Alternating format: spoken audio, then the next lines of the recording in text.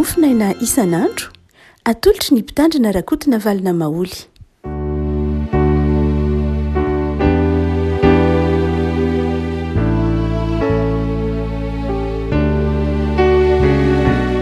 Fanarahantsika ny afaka malalatra ty alatsinainy fa 1 ny volana jolay ity ny mofinaina voalahatra nikatsika nio dia ny taratasy voalohany no soatan'ny Paoly ho an'ny Tesalonianina voalohany toko 5 andininy 7 ka hatramin'ny andininy 9 andininy 7 ka hatramin'ny andininy 9 fakitsika amin'ny anaran'i Jesosy. Ary Andriamanitry ny fiadanana ny amasina anareo samy ho tanteraka ka aoka arovana avokoa ny fanahinareo sy ny ainareo ary ny terinareo ho tanteraka ka tsy hanatsiny amin'ny fiavian'i Jesosy Kristy tompontsika. Mahatoky izay niantso anareo sady izy ihany no nefy izany. Ry rahalahy mivavao anay manaova veloma ny rahalahy rehetra amin'ny fanoroana masina, mampianina anareo amin'ny tombo mba hovakiana amin'ny rahalahy rehetra ity epistily ity. Ho aminareo any ny fahasoavan'i Jesosy Kristy tompontsika. Ray masino manomasinana amin'ny fahamarinana ny teninao ny fahamarinana. Amen.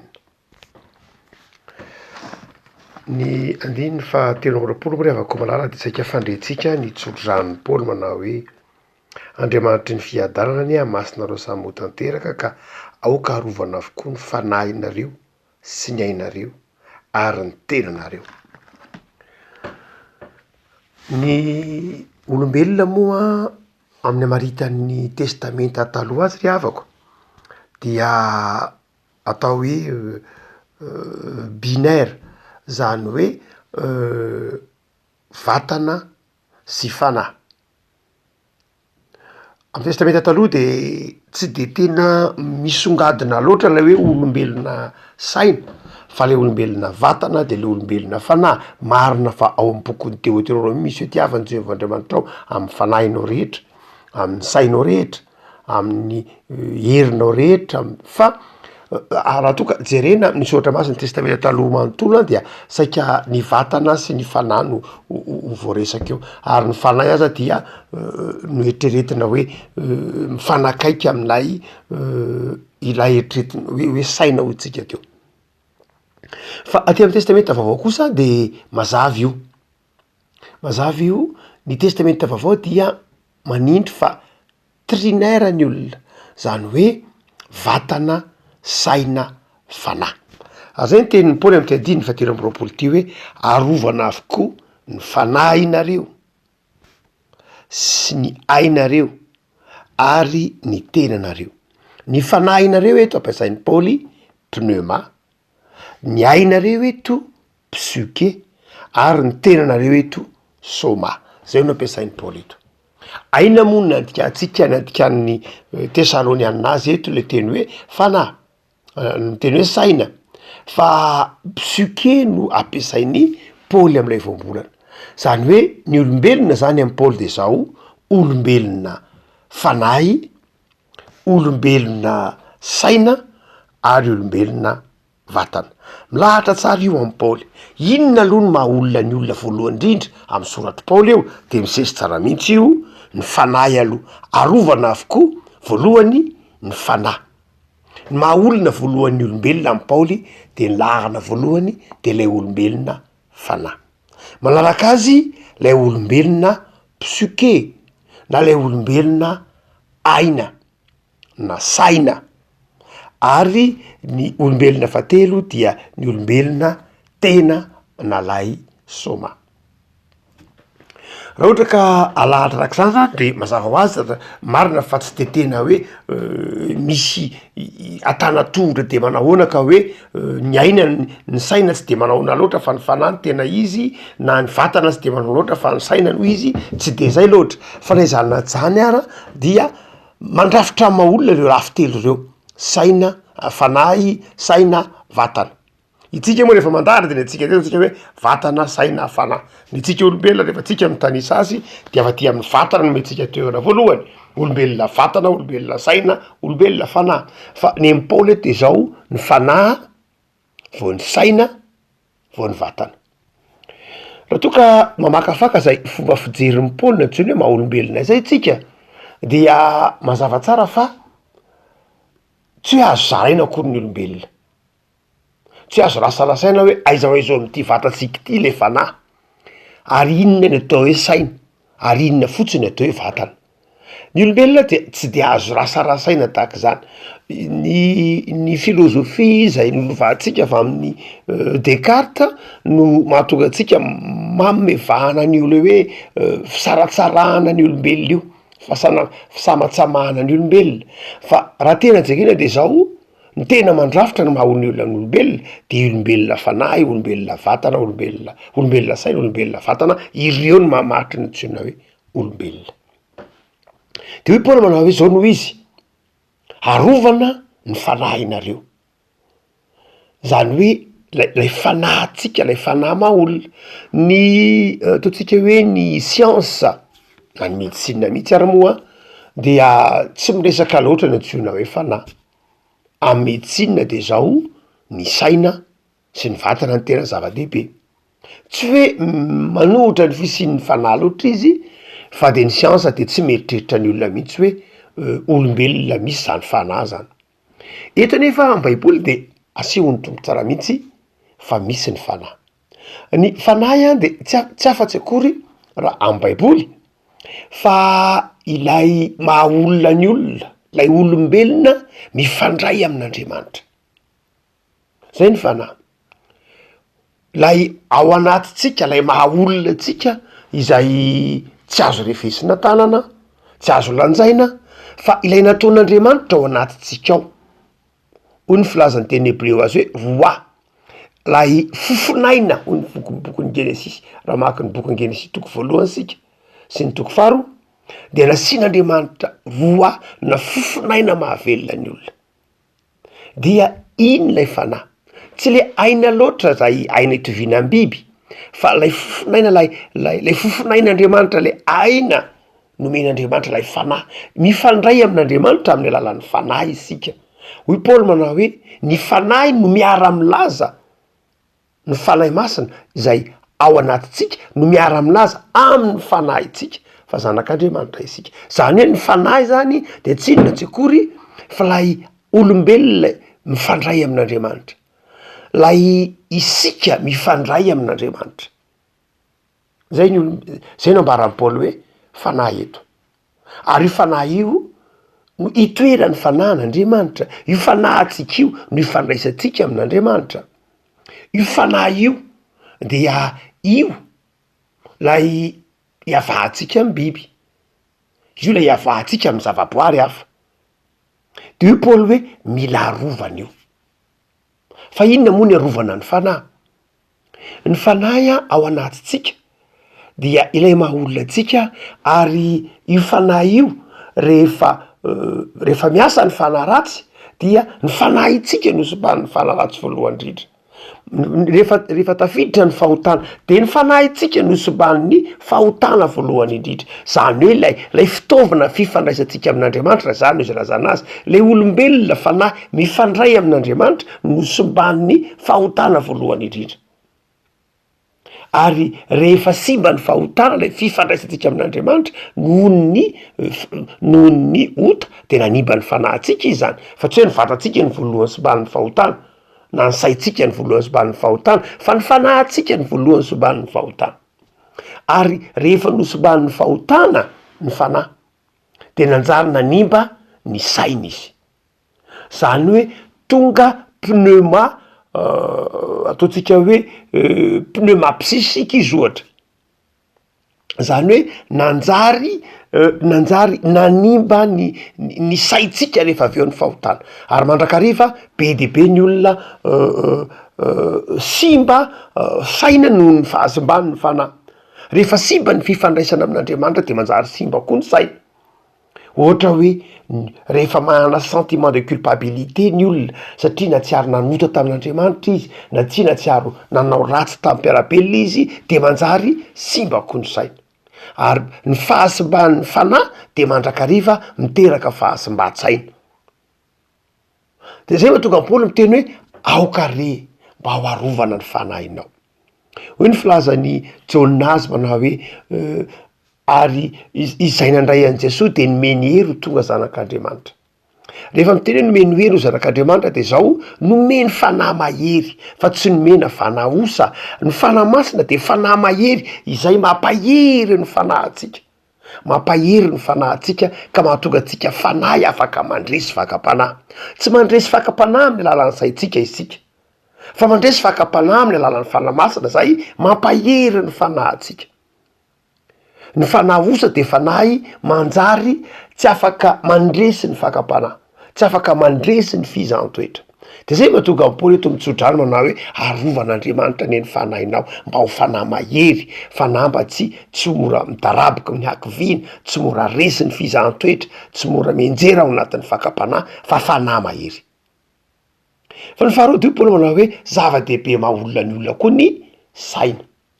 Ny saina, ny saina de tsy inona tsy akory fa lay olombelona faharoa na lay hoe lay fitaovana ao anatin'ny olombelona, lay maha-olombelona ny olombelona, tsy olombelona fanahy ihany sika fa olombelona saina koa. Ny saina de men'Andriamanitra atsika izay ahafahantsika manavaka sy mamantatra ny manodidina atsika. Mbola evahantsika amin'ny biby ihany io. Marina fa ny biby misy misaina, misy loha izy tsy na misy atoto de misaina izy. Am'izay mety eritreretintsika, am'izay eritreretiny azy hoe mety hoentiny antsoina hoe instinct izy sy ny tahaka zany. Fa izao ny olombelona no afaka misaina, mieritreritra, ny dikany hoe saina zany de zao ilay afaka manavaka ny tsara. Dikany hoe misaina de zao afaka mamantatra ny hoe izy ny biby tsy manana an'zany fahalalana zany, ny biby tsy afaka matraka fantany, tsy afaka maly fantany hoe izy. Zay mahatonga lay filosofy anankiray niteny manao hoe je pense donc j'existe. Zany hoe satria mieritreritra de misy aho. Zava-dehibe zany lay ny fahatsapan'ny olona ny izy mieritreritra sy makafaka de maneho ny fisiny. Ny olombelona saina zany de zao lay mahatonga atsika afaka mieritreritra, mahatonga atsika misaina, mahatonga atsika mamantatra ny manodidina atsika zay tsy ananany biby tsika teo. Ny olombelona ihany amin'ny zava-manana ina no mahafantatra hoe ho faty izy, ny biby tsy mieritreritra mihitsy ho faty izy. Ny olombelona ihany mahafantatra ny hoe misy fiatohana, misy fiafarana. Ny olombelona ihany mahafantatra hoe zao ny tsara, zao ny ratsy. Noho zany ny saina de nomen'Andriamanitra atsika mba ahafantaratsika ny manodidina atsika, ahafantaratsika ny zavatra rehetra izay omen'Andriamanitra atsika.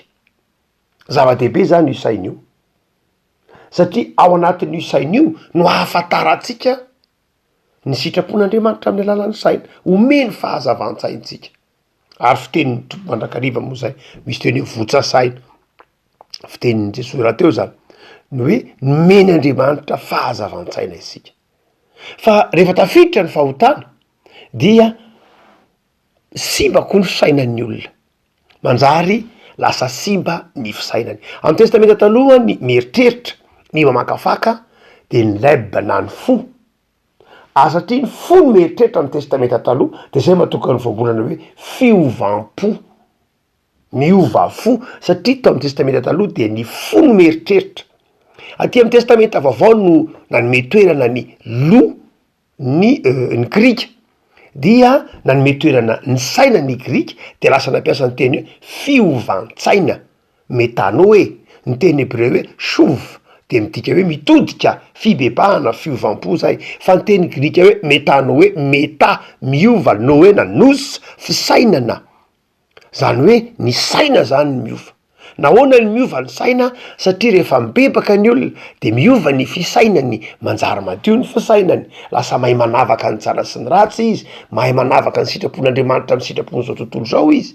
De hoy Paoly manao hoe aoka mba ho arovana ny sainao, mba hanana saina tsara, mba hanana saina mahay manavaka, mba hanana saina mahay mandanjalanja, mba hanana saina tiany marina sy tiany mahitsy. Tsodrano zany ry avako malala. fa ny fahatelo zay ambaran'ny Paoly eto a de ny vatana na ny soma, ny vatana. Ny olombelona fahatelo na ataontsika hoe lay olombelona, itsika olombelona zany de misy olombelona saina, olombelona fanahy, de misy koa olombelona vatana. Io olombelona vatana io de io tazantsika mandindy io. Ny vatana teny men'Andriamanitra atsika ifandraisantsika amin'ny manodidina atsika.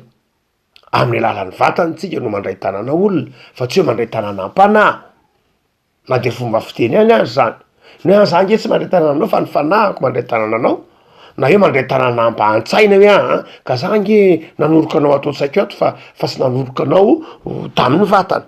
Satria mpinamana sika. Tsy zay zany. Fa ny vatana dia men'Andriamanitra atsika mba ifandraisantsika manodidina atsika.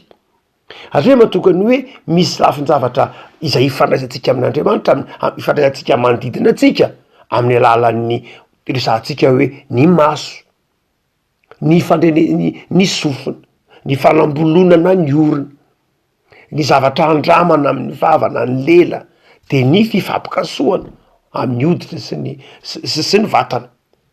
Reo ataontsika hoe fitaovana 5 reo no ahafahantsika mifandray amin'ny manodidina atsika eo amin'ny vatantsika avokoa, na ny maso, na ny sofina, na ny orona, na ny vava, na ny hoditra. Zay eny amintsika. Dia ny fakapanahy nefa rehefa miditra de miditra amin'ireo vavahady-tsaina 5 reo ihany izy. Ny fakapanahy miditra amin'ny alalan'ny fijery, ny fakapanahy miditra amin'ny alalan'ny zavatra ren'ny sofina, ny fakapanahy miditra amin'ny alalan'ny vava, ny fakapanahy miditra amin'ny alalan'ny orona, ny fakapanahy miditra amin'ny alalan'ny fifampikasoana. De hoy Paoly, arovana avokoa ny fanahinareo mba tsy hanatsiny. Zany hoe ny fanahy arovana ny saina, de arovana koa ny vatana mba tsy hanatsiny. Satria amin'ny alalan'ny vatana no idiran'ny fakapanahy. Rehefa mijerijery ny maso, mieritreritra mandrendre zavatra tsy mety ny tsofina de manjary manota. De tafiditra ny ota, tafiditra ao amin'ny alalan'ny saina de manjary manimba ny fanahy. Ary zay mahatonga ny hoe ny fahotana rehefa tafiditra de nanimba ny olona manontolo, ny vatan'ny olona, ny sain'ny olona, ny maha olona ny olona feno de ny somban'ny fahotana. De eto ary Paoly afaka malala mitsotra anao tsika, manao hoe arovany tompo avokoa zany. Arovana ny saitsika, ny fanahintsika, ny vatantsika. Am'izao andro ianantsika zao de ndraindray tsy haitsika ny mitondra ny tenantsika olombelona. Nandray ny fiheverantsika fa izao de olombelona vatana fotsiny fieritreretantsika. Adinontsika ilay olombelona ao anatintsika hoe olombelona saina sy olombelona fanahy. Fa de ndraindray maharevo antsika de zao le olombelona vatana. Vitatsika ny mikarakara ny vatana ndraindray. Vitatsika ny mikoja ny vatana io indrindra am'izao ataontsika hoe andro mampazava-dehibe ny sary zao. De vitatsika ny mikolokolo ny vatana, maka sary isaky ny avanana, mandeha eny an-dalantsika de zao saika fikarakarana vatana no andanin'ny olona ny ampahampotoanany be indrindra, fikojana ny vatana io. 20 taona tany alohan'izao, 30 taona tany alohan'izao, zany mpanao volo zany zara fa misy na hoe amin'ny fotoana manokana, ny mpanao tarehy zany zara fa misy, zany sport zany eny marina fa zava-dehibe daholo zany. Fa ilazantsika fotsiny hoe am'izao taonjato enantsika zao de zao tafahoatra loatra ny hanim-pon'ny olona ny vatana. Tafahoatra loatra ny hanim-pon'ny olona ny vatana raha mitamy fanim-pon'ny olona ny fanahiny sy ny saina. Zay nazy ilazana azy. Topoin'ny olona loatra ny vatana de lasa manompo fahafinaretan'ny vatana loatra izy. Lasa laniny eo amin'ny vatana ny fotoana androny. Ary ny ampahampotoana, ny betsaka indrindra amin'ny vola, ny betsaka indrindra am'izay de laniny amin'ny fikojana ny vatana. Lasa le olombelona vatana fotsiny. Zay ny taonjato enantsika zao. Adiny fa lay olombelona koa ngeky sainy. Dia lasa toa ambany zavatra lay olombelona saina am'izao andro ankehitriny zao. Tsy de tia mianatra ny olona, tsy tia mamaky boky ny olona. Miamangatsika ny olona am'izany hoe miaino adevitra, na fa melabelara-kevitra, na fa makafakana. Zany hoe manao conférence zany de efa isaina ny olona vo mamonjy an'zany conférence zany tsy mahalina ny olona tsony zany conférence zany fa ny mahalina ny olona de zao ny vatana ihany ny vatana fikada fikojonany hotanana ny hotongotra ny volomaso ny tare ny akanjo ny bika zany no antaniny olona ny tetibolany fa raha hoe andeha tsika mba makafaka momba n'zany hoe sainy zany de zao efa taonjato tany aloha zany efa tany amy taonjato ny fahavalo ambin'ny folo fa 6 zany fa 7 zany hoe ny antsona hoe olombelona de olona manana culture olona mahay mamaky boky olona manana mahay mozika manana fahitalenta momba ny ara isan-karazany zany ny hoe olona na nomety toerana ny saina efa tsy zany tsony motsika zao ny andrefesana ny maha olona de zao hoe zay tsara bika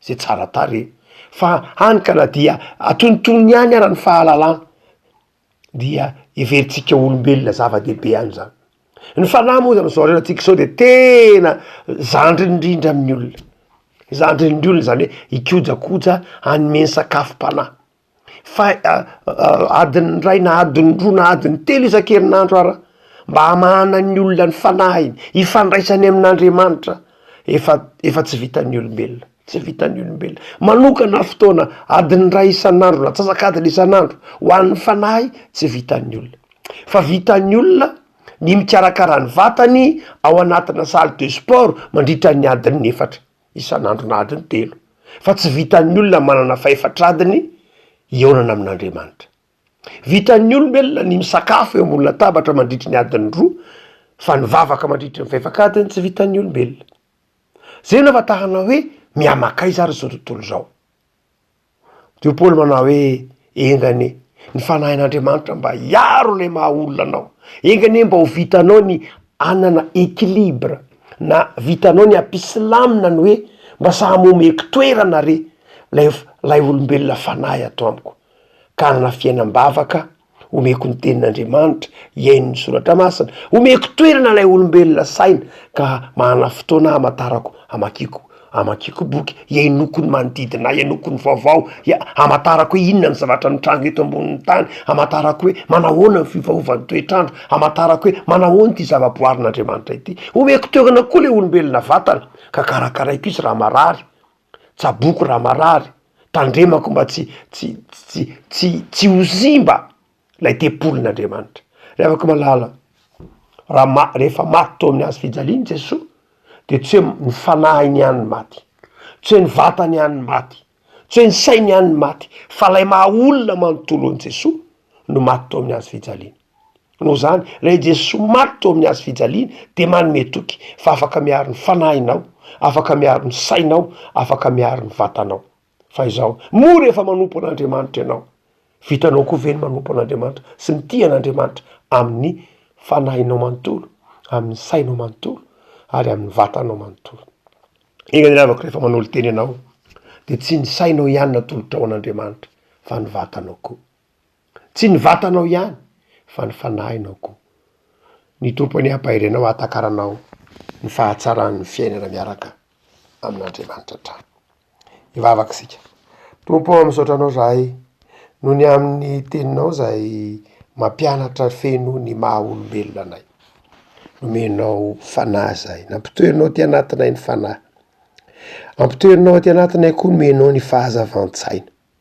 ny saina maha olona ary nomenao anay ny vatana tonononao tempolinao tompo sary-piaro maha olona feno anay ianao de ampianazo zay tompo ahatandrina ny maha olona feno anay ho vitanay io ahy nay ny anao zava-dehibe ny fikolokolona ny fiainam-panahinay amin'ny alalan'ny vavaka sy ny teninao ho vitanay ny karakara ny sainay amantatra ny tontolo manodidina anay ahafantaranay ny sitraponao ahafantaranay ny hatsara ny zavaboarinao ahafantaranay zay rehetra tsara nomenao anay aizany manavaka ny tsara amin'ny ratsy manafatra anay ny teninao anaovanay zava-dehibe koa ny vatana zay tempolinao tompo am'izao andro ankehitriny zao maherisetra ny ratsy ka mampisaratsaraka ny maha olona anay ary matokanay manamaivana ny fanahy manamaivana ny saina andevoziny vatana na koa